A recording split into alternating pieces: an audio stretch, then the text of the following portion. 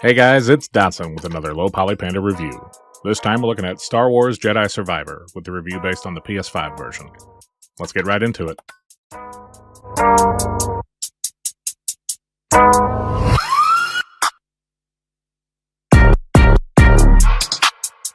Available on Xbox Series X and S, PS5, and PC, Jedi Survivor is the sequel to 2019's Jedi Fallen Order.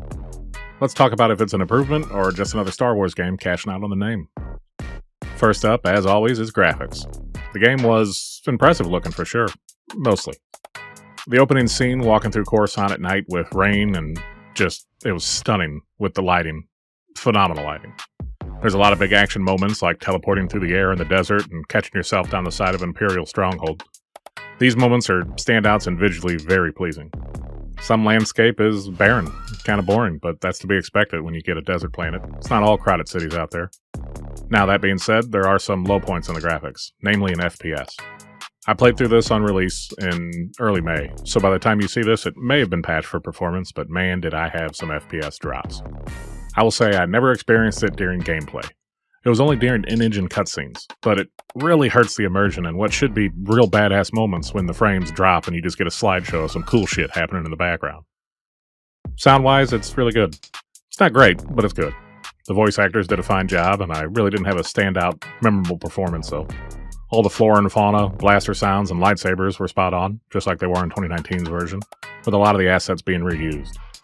You know, I did like the little detail, though, that the different lightsaber blade colors emit a different sound, even if it is subtle. Not much else to say here, so let's just move right on to the meat and potatoes, which is gameplay. The game has a lot of side missions and collecting to do. The game suffers from the same fate as the first one, which means you're revisiting the same areas, just new abilities you unlock later in the game to get through some of those locked passages. You're going to find yourself backtracking through the same corridors and areas to reach that one new spot with your one new ability.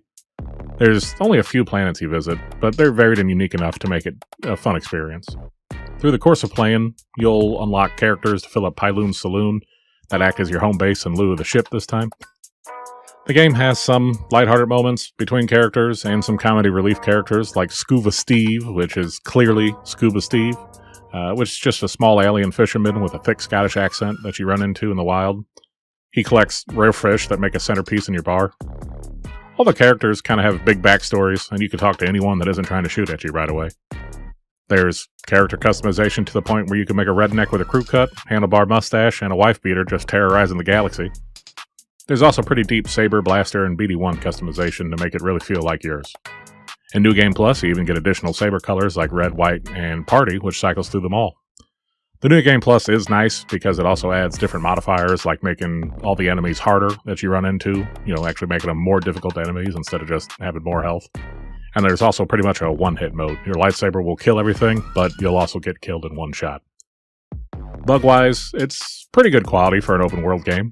I did run into one bug where I couldn't advance a puzzle area. I was trying to force push and force pull some objects, but it was just unforce pullable. After a restart, it did correct itself, and I could carry on with no problem. Plus, it was an optional area, so it didn't affect the story at all. Combat was satisfying. The 5 stances are definitely different, and everyone will have their favorites. I ended up using a crossguard and double-bladed stance, aka Kylo Ren and Darth Maul stances, for most of it, with pretty good success. The crossguard for single targets, and the double blade for multiple targets or blaster fire. But the story? It's not you're just fighting the Empire because the Empire is evil. I mean, the villain has good motives that are relatable, and there's a story of betrayal laying in there. But otherwise, the whole plot of finding a secret safe Jedi planet from another Jedi that survived the Purge is a bit lackluster. And it really took a long time to resolve. It felt like it dragged. I'd say it's not an incredible story that'll live in your head. I beat it probably about a month ago, and it's already kind of hazy. But it was enjoyable enough to go through once. So what's the verdict? It's a good Jedi game. Combat is solid, and the world is definitely Star Warsy. If you like the combat of Fallen Order and want more of it, pick it up.